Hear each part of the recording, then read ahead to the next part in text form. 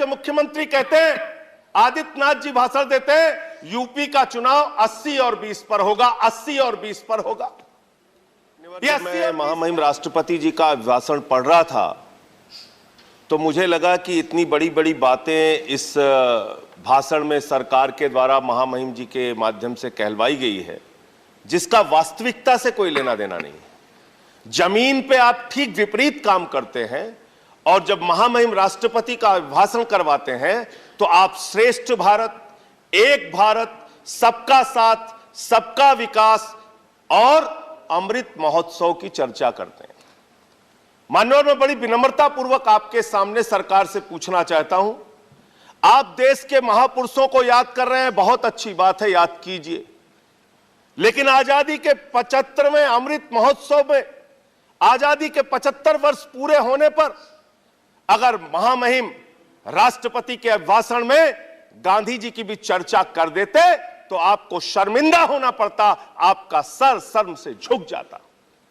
अहिंसा के पुजारी राष्ट्रपिता महात्मा गांधी को धर्म संसद बुलाकर उत्तराखंड में अपमानित किया जाता है मान्यवर, मध्य प्रदेश में अपमानित किया जाता है मान्यवर, छत्तीसगढ़ में अपमानित किया जाता है मान्यवर। मैं कहना चाहता हूं, अगर यह सरकार गोडसे की विचारधारा पर चल रही है तो मुझे कुछ नहीं कहना, लेकिन अगर गांधी के प्रति जरा भी सम्मान है तो उन लोगों के खिलाफ मुकदमे दर्ज करके उनको जेल के सीखचों के पीछे डालना चाहिए। यह राष्ट्रद्रोह है मान्यवर।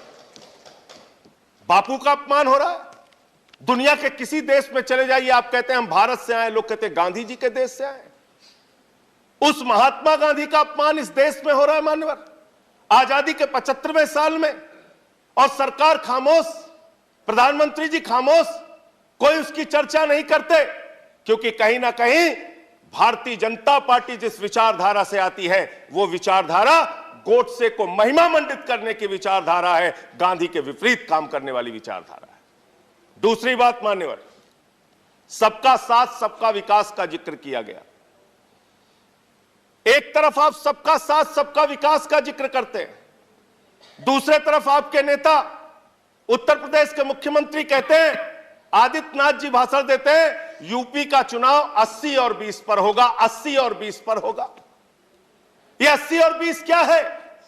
मैं आपसे पूछना चाहता हूं बड़ी विनम्रता पूर्वक, वो कोरोना की महामारी में जो लाखों लोग मारे गए वो 80 में आते हैं कि 20 में आते हैं?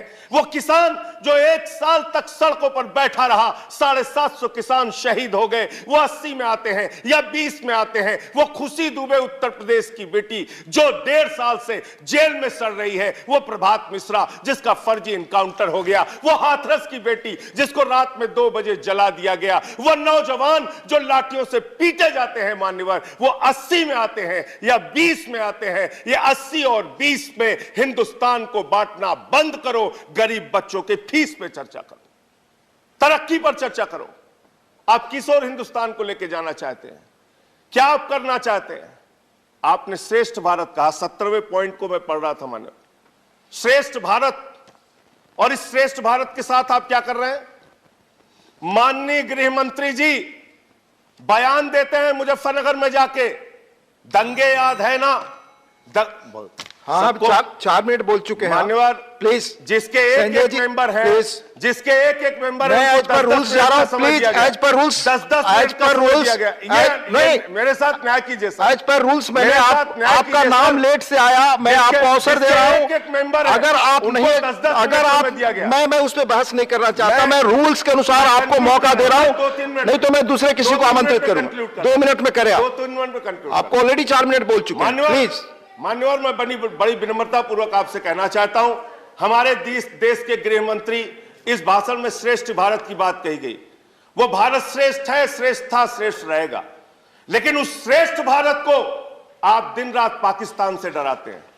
बिहार का चुनाव होता है, पाकिस्तान से डराते हैं, यूपी का चुनाव होता है, पाकिस्तान से डराते हैं, पंजाब का चुनाव होता है, पाकिस्तान से डराते हैं। अरे पाकिस्तान से डराना बंद करो, हम 130 करोड़ हिंदुस्तानी हैं, हम किसी पाकिस्तान से नहीं डरते। अगर भाजपा के लोगों को डर लगता है तो चुनाव प्रचार में निकलना बंद कर दीजिए, लेकिन पाकिस्तान की चर्चा चुनाव में मत कीजिए।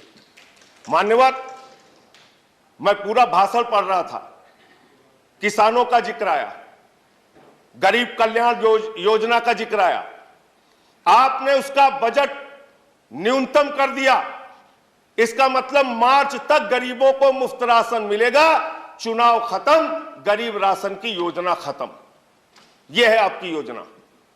हम सारे लोग श्रेष्ठ भारत को मानते हैं, भारत माता की जय लगाते हैं, लेकिन भारत माता, मैं कंक्लूड कर रहा हूं सर, भारत माता की जय तो तब होगी जब उस मां के 130 करोड़ बच्चे, हिंदू हो, मुसलमान हो, सिख हो, ईसाई हो, अगड़ा हो, पिछड़ा हो, दलित हो, सवर्ण हो, जब सब खुशहाल रहेंगे, एक साथ मिलकर चलेंगे, तब भारत माता की सही मायने में जय होगी। जब गरीब बच्चों को अच्छी शिक्षा मिलेगी मान्यवर, अच्छा इलाज मिलेगा मान्यवर, तब ये देश, जब किसान को उसके फसल का दाम मिलेगा, तब भारत माता की जय होगी। इसलिए जो भाषण में आपने लिखा, जो बात आपकी सरकार की ओर से कहलवाई गई और जो आपका कर्म है, उसके बारे में एक ही बात कहना चाहता हूं कि तू इधर उधर की ना बात कर, ये बता कि काफिला क्यों लुटा। मुझे रहजनों से गिला नहीं, तेरी रहबरी पर सवाल है।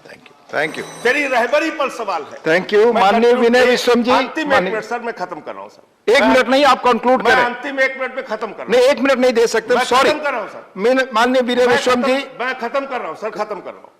मैं सिर्फ आपसे यही कहना चाहता हूं, आपके माध्यम से सरकार से निवेदन करना चाहता हूं, चुनाव मुद्दों पर लड़िए, देश का माहौल मत बिगाड़िए, देश को नफरत की आग में मत झोंकिए, देश को इस चुनाव को माननीय विनय विश्वम कराइए। माननीय विनय विश्वम, इस पूरे प्लीज स्पीक में यूपी ओनली। खबरों में बने रहने के लिए फोरम 4 को सब्सक्राइब करें और नोटिफिकेशन पाने के लिए बेल आइकन दबाएं।